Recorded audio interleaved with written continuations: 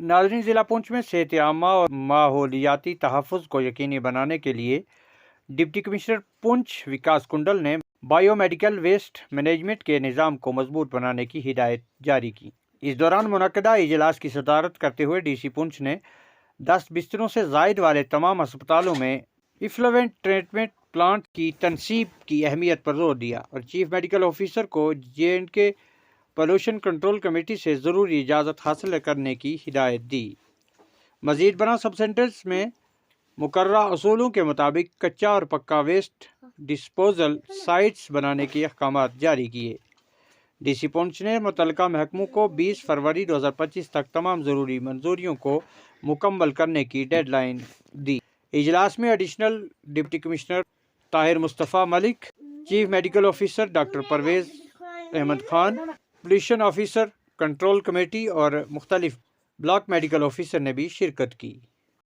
ضلع ترقیاتی کمشنر پونچھ کی صدارت میں ضلعی ایکسپورٹ پروموشن کمیٹی کا اجلاس منعقد ہوا، جس میں مقامی مصنوعات کی برآمدات کو بڑھانے اور ضلع کو ایک برآمدی مرکز کے طور پر ترقی دینے کے طریقوں پر تبادلہ خیال کیا گیا۔ اجلاس میں one district one product scheme کے تحت پیکانیٹ کو فروغ دینے پر زور دیا گیا، جبکہ دیگر اہم مقامی مصنوعات جیسے اخروٹ، راجماش، چکری، ہینڈی کرافٹ کی پیداوار، مارکیٹ تک رسائی اور برآمدات کے امکانات پر بھی تفصیلی گفتگو کی گئی۔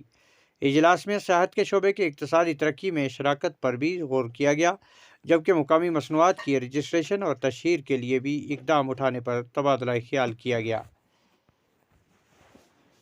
ضلع ترقیاتی کمشنر پونچھ نے معیار اور پیداوار میں بہتری، مارکیٹ تک آسان رسائی اور برآمداتی انفراسٹرکچر کی ترقی پر زور دیا۔